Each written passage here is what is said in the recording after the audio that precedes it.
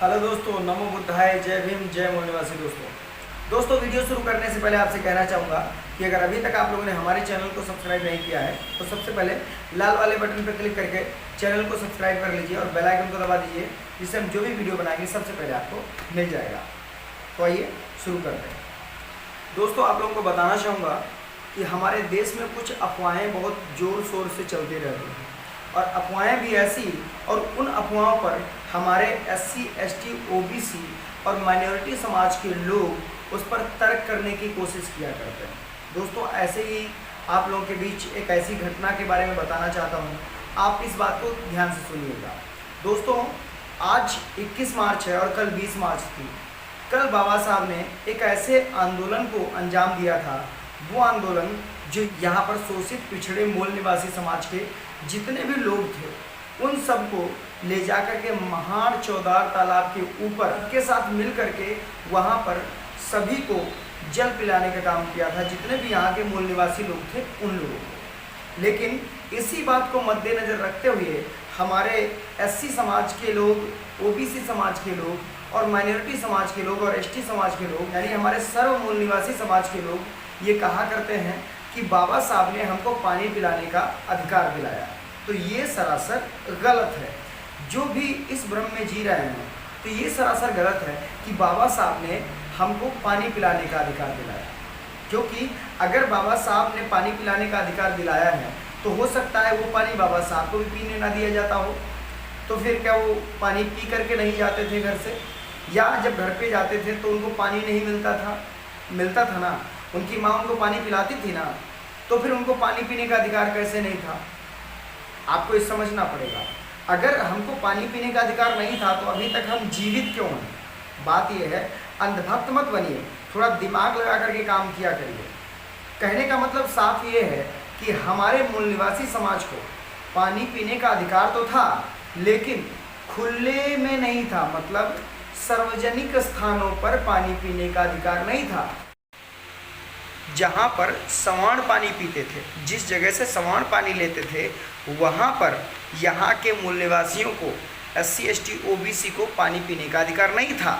ये मैं समझाना चाहता हूँ। इस अधिकार को दिलाने का काम हमारे बाबा साहब परम पूज्य Bodhisattva symbol of knowledge doctor Bhimrao Ambedkar ji ने पूर्ण मूल निवासी समाज के लिए करने का काम किया था, जिससे आज हम लोग पानी पीते हैं। और 20 मार्च 1927 को इन्होंने बहुत बड़ा आंदोलन, जो कि यहाँ पर फैली कुरीतियाँ, फैला सामंतवाद, उसके खिलाफ किया था। जाकर के महाड़ चौदार तालाब के ऊपर यहाँ के समस्त मूल निवासियों को पानी पिलाने का काम किया था। ये आपको समझना पड़ेगा, ये आपको विचार करना पड़ेगा। और उसके बाद में यहाँ पर समस्त सार्वजनिक स्थानों पर पानी पिलाने का अधिकार बाबा साहब ने हमको दिलाने का काम किया। और आज हमारे देश में कहीं पर भी हम 20 रुपये की खरीद करके बिस्लेरी की बोतल पी लेते हैं, लेकिन आज भी हमारे समाज के लोग ये नहीं समझ पाते हैं कि आज जो हम सार्वजनिक स्थानों पर ये पानी पी रहे हैं ये किसकी देन है। अगर ये आप समझते हैं, आपको शायद जानकारी अच्छी लगी हो तो वीडियो को जरूर लाइक करिएगा। लेकिन एक बात और समझ लीजिएगा, एहसान को नहीं भूलना चाहिए। हमें जिसका नमक खाना चाहिए उसको भूलना नहीं चाहिए। अगर हमको आज पानी पीने का अधिकार सार्वजनिक स्थानों पर मिल रहा है तो सिर्फ और सिर्फ बाबा साहब डॉक्टर भीमराव अंबेडकर जी की वजह से मिल रहा है, अन्यथा हमको पानी पीने का अधिकार जो सार्वजनिक स्थानों पर था वो नहीं था। तो इन एहसानों को भूलना नहीं चाहिए। जो भी इंसान आपके साथ में कुछ करके गया है तो उसके एहसानों को बिल्कुल भुलाना नहीं चाहिए, क्योंकि जो इंसान एहसान भुला देता है उसको इंसान नहीं, एहसान फरामोश कहा जाता है। ये आपको समझना पड़ेगा, विचार करना पड़ेगा। तो इसीलिए आज से कभी भी तर्क करिएगा, कुछ भी करिएगा, हमारे जितने भी SC, ST, OBC और माइनॉरिटी समाज के लोग हैं जो बाबा साहब के लिए इस बात को लेकर के तर्क करते हैं, तो आगे से इस बात को ध्यान रखिएगा और लोगों को साफ साफ यही समझाइएगा, हमको बाबा साहब ने पानी पीने का अधिकार दिया है, लेकिन सार्वजनिक तरीके से और सार्वजनिक स्थानों पर।